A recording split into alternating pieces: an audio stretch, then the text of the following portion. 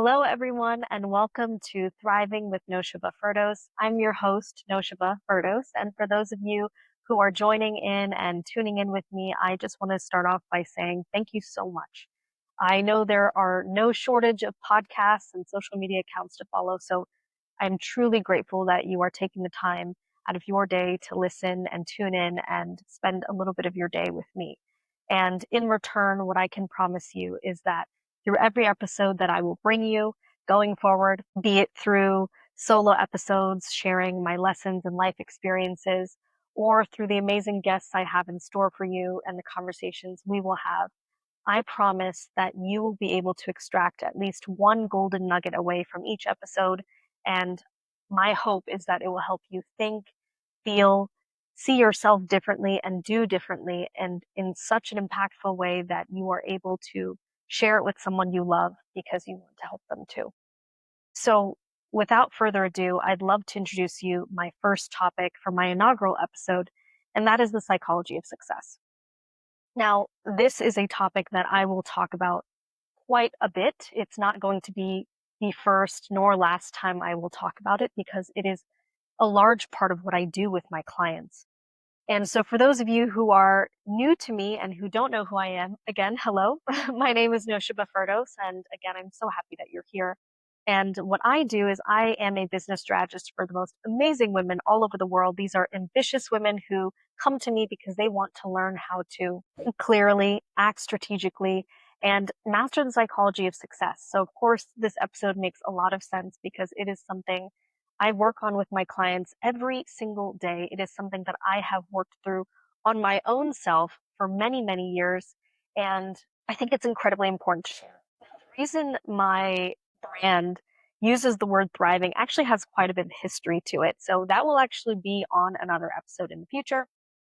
But the reason I decided to make the podcast named Thriving and really continue with that name as opposed to choosing a different name is because I believe that so much of our life we spend in survival mode, right? Whether that is um, in relationships, in work, in business, it spills over in literally every area of our life. And I truly believe that we all deserve and have the right to not just survive and exist and get through the day every single day of our lives, but to truly thrive.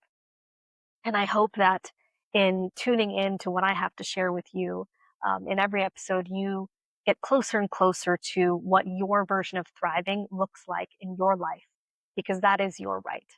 And I want that for you. Today, we're going to be talking about the 5 principles of the psychology of success. These are 5 principles that I have worked on in my own life and also ones that I have worked on with clients. I will walk you through each one and give you some stories and examples that will allow you to follow along. And if you are not where you want to be in life right now, but you know deep down that you are willing to do the work, you are an ambitious woman, and you don't need hand holding or hair pulling. Your potential is there, but you just need some guidance. This is the episode for you. You are so close to where you want to be. I hope this episode helps you turn the corner, or at least gets you a little bit closer. So without further ado, let's talk about these 5 principles, okay? So number one, the first principle that I want to share with you when it comes to the psychology of success is you have to decide to start. Now, number one and number two actually have to do with the 2-step formula that I always talk about when it comes to being successful. And so I wanted to make these two first. Starting with number one, you have to decide to start. The reason I chose this particular principle as part of the psychology of success is because this may be you or maybe someone you know, but there are so many of us out there that have these amazing, incredible, fantastic ideas for business, but yet we don't ever start. Now, there's usually lots of fear behind the decision to not start, and what your fear is trying to tell you is actually an incredibly interesting conversation. And that is something I will talk about in a future episode. But you must understand that to first be successful, you have to decide to begin. You right now probably have an absolutely amazing idea that you are sitting on. You have benched it for whatever reason. Maybe you have told yourself that you're not experienced enough or that the market is too saturated or Who are you to do such a thing when there are other amazing, qualified people? And I want you to stop that nonsense lovingly, whether it is joining a more advanced gym or a more advanced workout class, or starting the podcast, or starting the business, or putting yourself out there and starting the dating apps to find love, even when you feel like you're not fully ready. Those are all really important decisions. And so much of our success, I want you guys to realize, really starts with the decisions we make and the ones that we commit to. There is absolutely no way you will ever be successful in any venture you ever do if you make a million reasons as to why you can't start. Guys, there will always be a million reasons why you can't or shouldn't start, but you shouldn't listen to any of them. Every market is saturated, you know.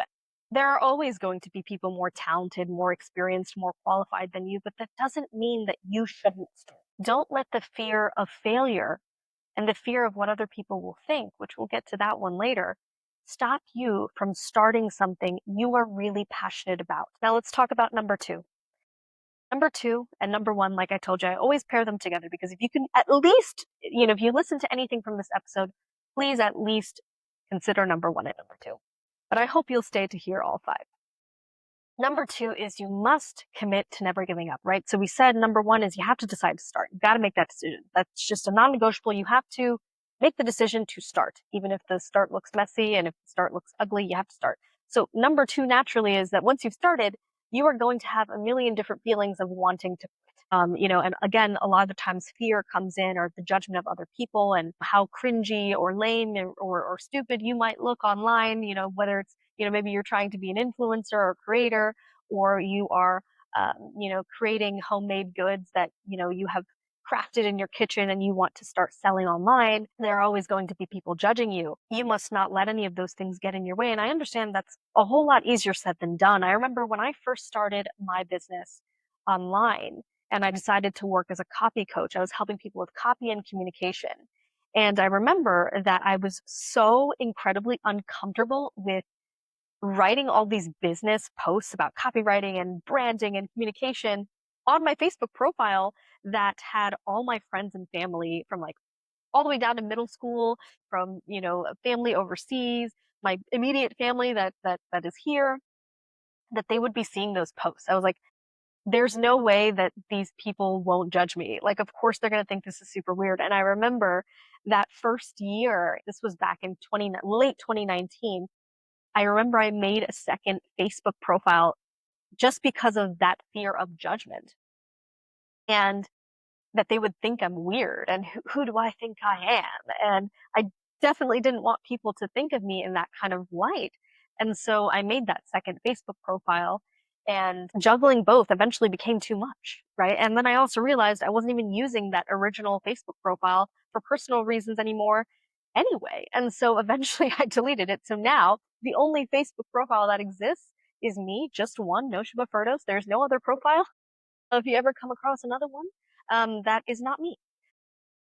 So that ended up being such an amazing decision for me because what I ended up doing is one, I got rid of all the people that I didn't even care to have on my social media profile anymore.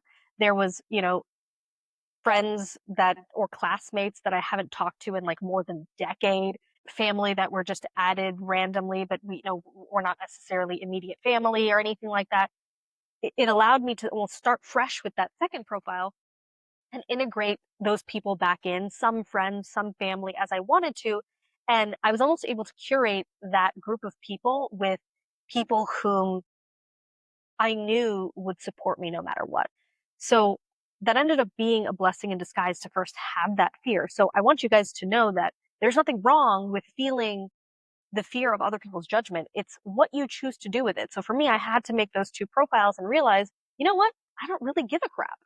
So when I talk about you must commit to never giving up, I mean that no matter if it's other people's judgment or, particularly tough seasons in the business, or maybe you have a launch that flops, or maybe you, try to curate an entire 3 months worth of content and no one's biting, no one has bought your thing. You have to learn to tough it out through those bad times. Now, I will touch on this in number four, but so many people quit. I mean, I think I don't even know what the statistic is, but it's a frighteningly large amount of people that quit after their first year of doing business online because I think a lot of people go into online business thinking it is going to be so much easier, right? You don't have to have a brick and mortar. You don't have to necessarily have inventory potentially. And so it must be so much easier. You could totally be a solopreneur and it's going to be a breeze and just so easy. And then I think a lot of people go in, and as soon as something negative happens, as soon as someone doesn't buy as fast as they thought they would, as soon as their social media post doesn't do as well as they thought it would, they are inclined to quit. And I do believe that the people who make it through those periods, especially in the beginning, I'm telling you guys, in the beginning, it is the most difficult because you are learning a new skill set. You are building something from the ground up online and you are your marketer, you are your content creator, you are also your service deliverer, you're actually providing your service. You're doing your all those roles, right? Not even mentioning finances and admin and any of that. You're doing all of those roles. So you have to give yourself grace. There are so many things you are doing at once. Of course, it is going to feel hard. You have to embrace the fact that it will feel hard. If it was incredibly easy and so simple to make money online, everyone would do it and everyone would be a millionaire in their first year. And that isn't the case. Not usually. I believe that the people who can get through those tough seasons and normalize the fact that it will sometimes look like this in the beginning are the ones who have the longevity, who have that lasting power and staying power 5 years in, 10 years in, 15 years in, 20, 50 years, and there's still a business that exists today. Now, keep in mind, your business will probably evolve in all of those times. When I started in late 2019 and where I am today at the filming of this episode in October 2025, my business is not exactly the same. I no longer teach copy and communication and branding strategy. I specifically work as a business and success strategist with my clients. And even my offerings are different. Of course, there were times where I was just breaking even, barely making it. And then there were times where I was actually going into the red, where my investments and keeping the business afloat and paying contractors and all that kind of thing and software and all the other expenses, right, that happen when you are running a business. There were times where that was happening and that was extremely tough. But I never had this idea of, I think I'll quit. I think I'll stop. I think I will just completely dissolve this business and give up. And I don't know if I inherited that sort of trait of never giving up from my very stubborn father, which I will certainly talk about him in future episodes. And maybe I can even convince him to come onto an episode. He's got so much wisdom, especially around personal responsibility and goal setting, goal achieving. And so I won't get into too much of a tangent about him, but he is really, really, we've had a very interesting relationship our whole life. And, sometimes up, sometimes down, as is the nature with parents, but he has a lot of amazing nuggets of wisdom to share. So I'll have to circle back on that with you guys. But I never looked at my business as something that I will abandon and just stop doing. If it meant I had to pivot, if it meant I had to make more offers, if it meant I had to add in different offers, if it meant I had to pick up some side gigs, it didn't matter. I was always going to stay committed to my business and not give up. And if you find yourself in that season where things are feeling really hard and you're not quite seeing the fruits of your labor just yet, I want you to understand that success is inevitable for you when you decide you're never going to give up. Let's talk about number 3 now. Number 3 is a big part of your success means that you must commit to speed and volume. So let me explain what that means. Now, as someone with ADHD, speed and volume for the longest sounded like a nightmare. But here's why it's so important when it comes to running an online business that obviously relies on social media. If you are solely focusing on one platform, making one post per week and perfectly curating and crafting that post, and then it doesn't do well, first, that pain hurts so much more and it stops you, right? Your survival instinct is like, this is dangerous. I am not going to do this. This felt horrible. I didn't like this feeling and I didn't produce any results from it. I'm just not going to do it again. When you shorten the time between idea to execution, really amazing things happen, right? We talked about the emotional side of it, right? So getting out of that survival mode and not feeling like, oh, that one post a week that I worked so hard on didn't do well, and then you just never do it again. I think a lot of people do that, which is why a lot of people have disappeared in the female entrepreneur space when they were seemingly so active before. But the second really amazing kind of logical side of it, why it's so important, is because putting out more, not just one platform, not just one post a week, but putting out more, right? Really being everywhere, right?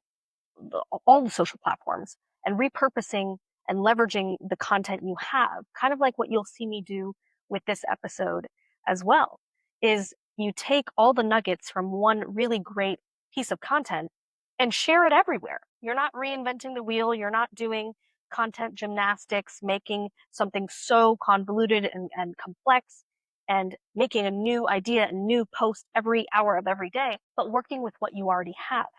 What happens when you do that is, on the logical side, there's two things. That becomes so much easier, so much more efficient.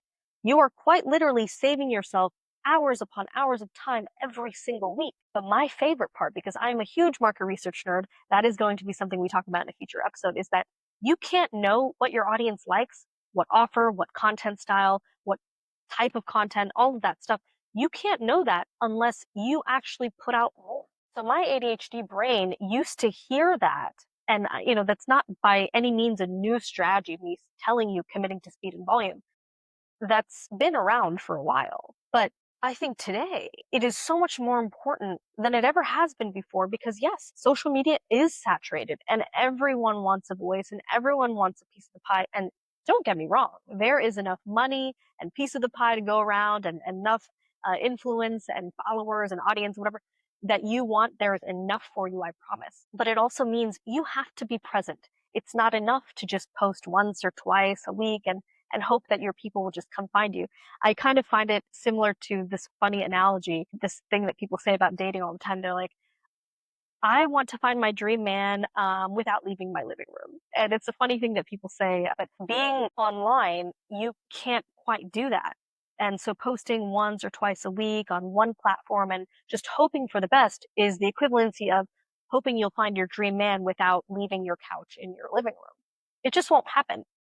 Or if it does happen, it will happen very, very slowly. Quite literally, it might take forever. And you don't deserve to have to go through that kind of pain. You deserve to make it easier for yourself. So as soon as you start posting more and being really quick with the idea to execution, shortening that time span between idea to execution, you start seeing feedback from your people. You start seeing what they're engaging with more, what they actually like more, what they resonate with more, what gets them to feel empowered enough to reach out to you and ask to invest in themselves through your services. This is all important market research. This is all important information.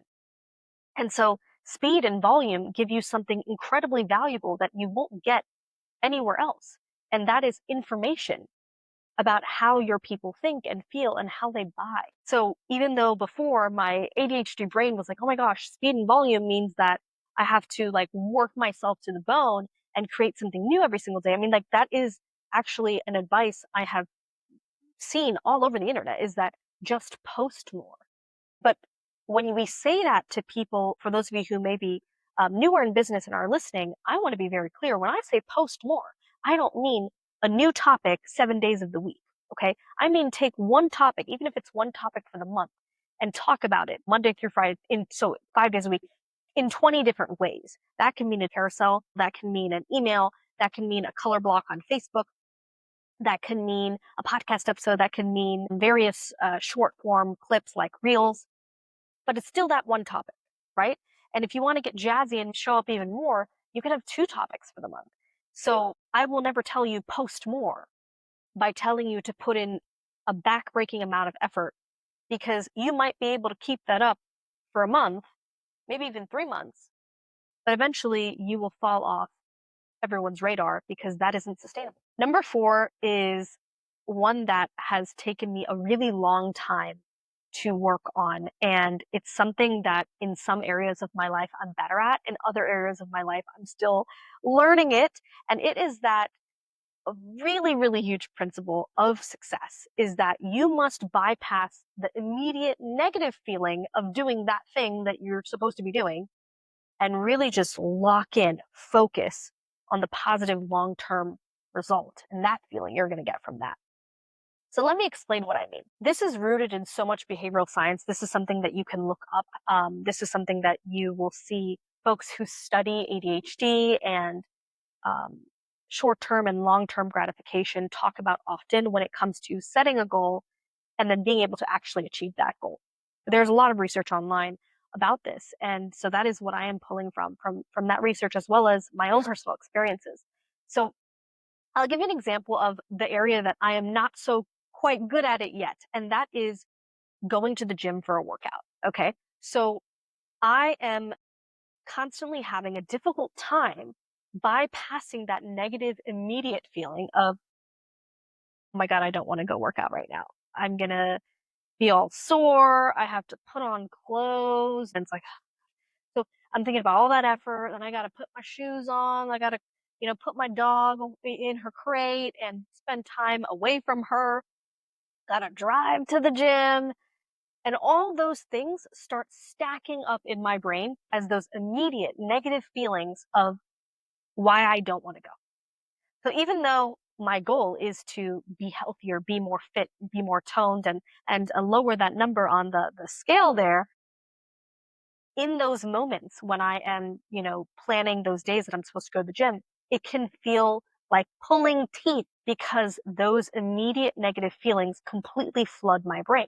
Now, psychologically, why that happens, again, back to the whole reason of why I want you to thrive, why I want myself to thrive, you to thrive, everyone listening to thrive, is because when that's happening for me, and maybe you're listening and you're like, oh my God, that's exactly what goes through my head when I'm trying to go to the gym or any goal that you have right now, but trying to get yourself, maybe it's to film content. You're like, get dressed up, I gotta put makeup on, and I gotta set up the damn camera, and there's so much work, or write content. Oh my gosh, that's gonna be a lot of effort.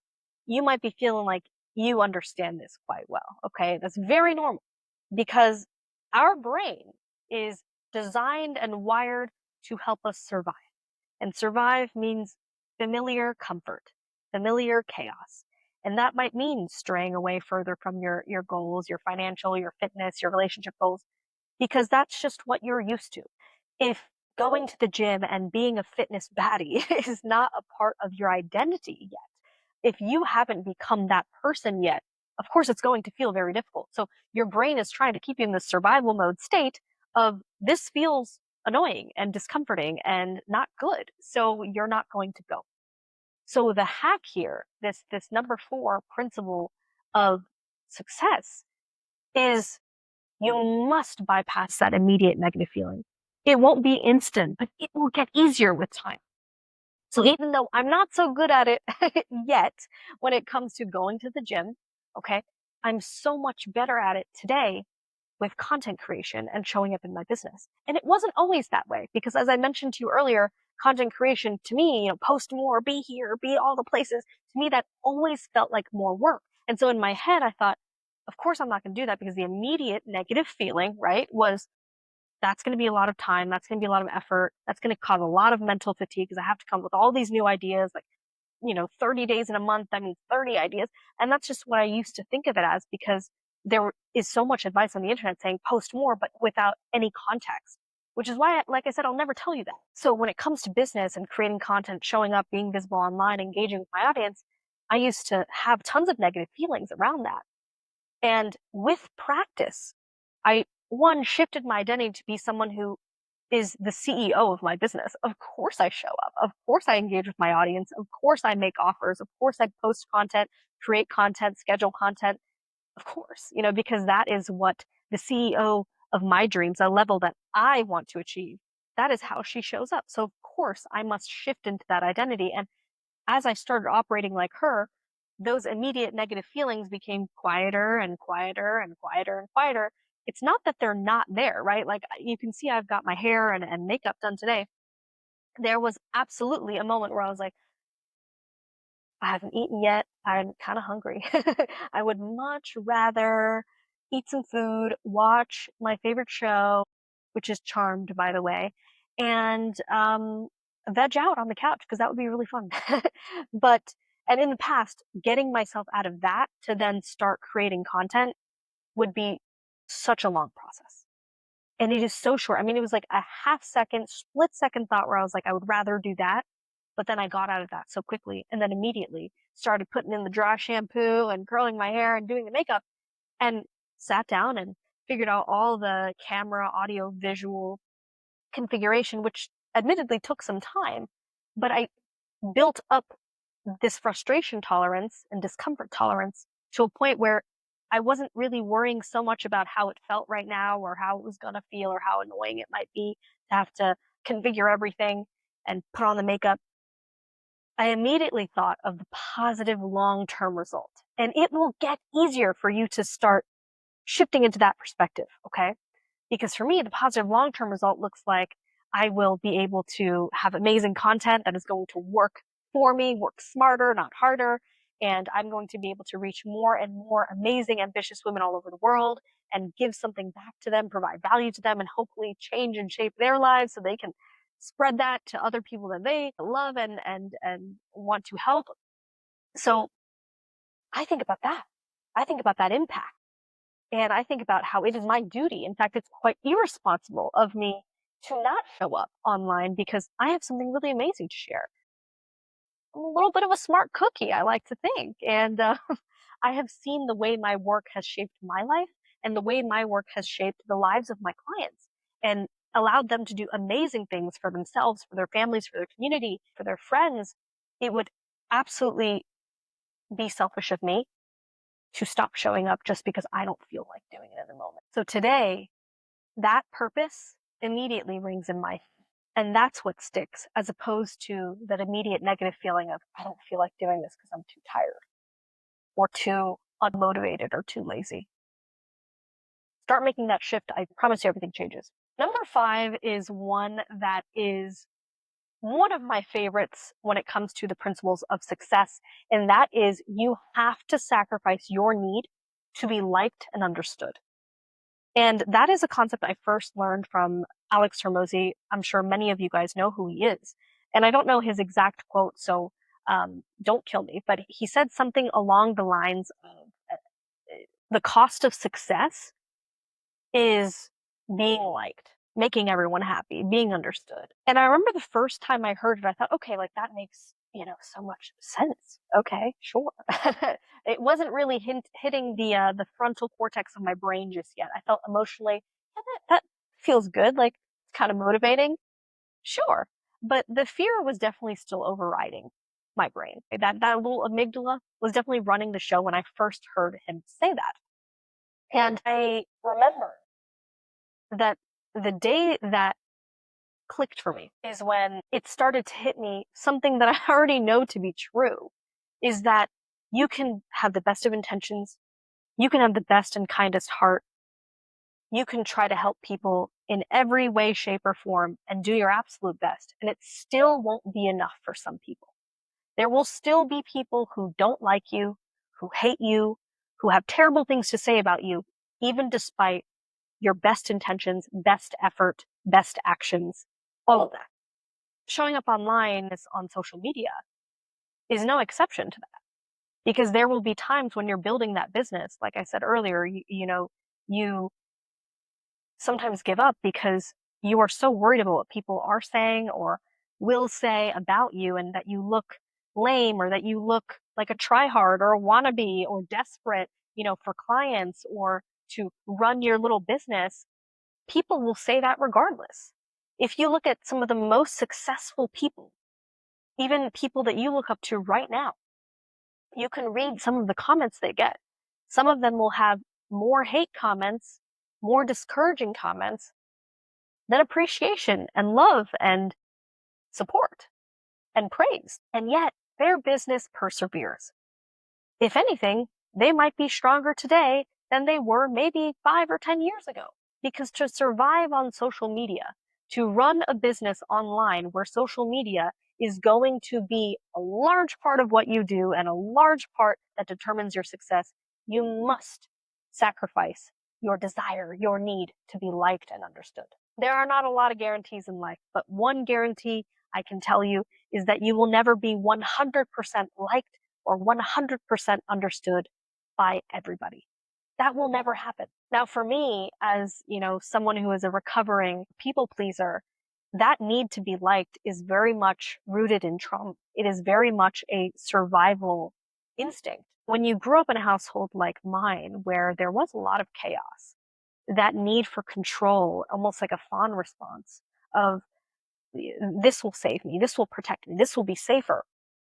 That's why you hope people will like you. And so that maybe there won't be any conflict. But in wanting to be liked by everybody, if you can resonate with this, tell me if this makes sense to you. When you do that, you end up doing or saying things that don't fully align with your true self and what you wish you were doing, but instead what you think will please others. So for example, maybe starting that business or taking that new job or quitting that major in college and going a completely different direction, or hell, quitting college altogether and then having to tell your parents, that decision, any of those decisions might very well not get you approval from the people in your life. They might very well hate those decisions. But what you have to remember is you have to live for you. You have to make those decisions for you. None of your decisions will ever be approved by everyone.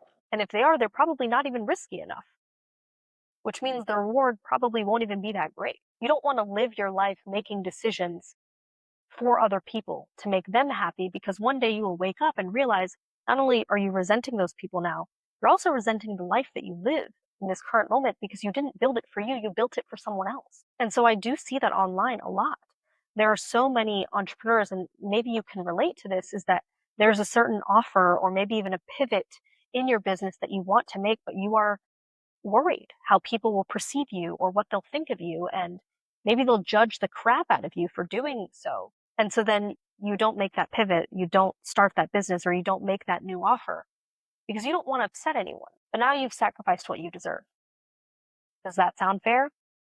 Hardly. And when it comes to being understood, something you must understand is that every single person is going through life with the perspective that they have programmed, or that has been programmed for them by others. People can only see what they're able to see. People can only understand what they're able to understand. They're coming from their lens, which means for what you do, people won't fully get why you're doing what you're doing. Some will, and they will be amazing supporters.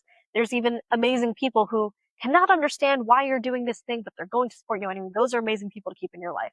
But then there are others who will look at what you're doing, and because it doesn't fit into what they're comfortable with and their mold of success or what one should be doing, you have to give the middle finger to those people and say, I don't care if someone doesn't understand why I'm doing what I'm doing.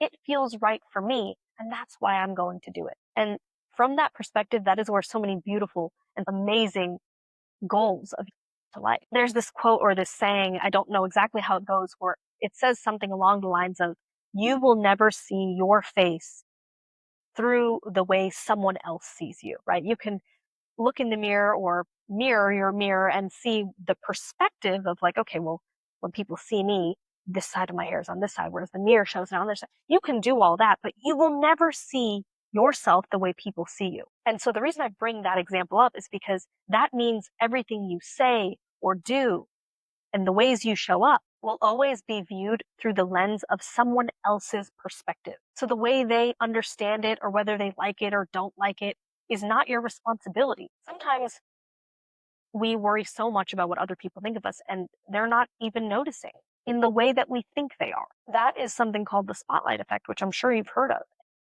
That causes us immense anxiety of like one wrong move or saying one wrong thing, and people will be so upset or they'll judge me and they won't like me anymore. But I want you to remember that people are so absorbed and so focused on their own lives. They're really not paying that much of a spotlight, under, a microscope that you think they are of you. At least not healthy people who are on their own healing and self-development journeys. It's people who are bitter and upset and angry at themselves and the world that are actually paying that much attention to you with such a negative light. And so if those people are so unhappy and so unsuccessful in their life, who cares what they think of you anyway? Value the opinions of people who matter to you and who you admire. And even then, take that opinion and still do what is right for you. All right, guys, so that concludes the 5 principles of the psychology of success that I wanted to share with you guys today.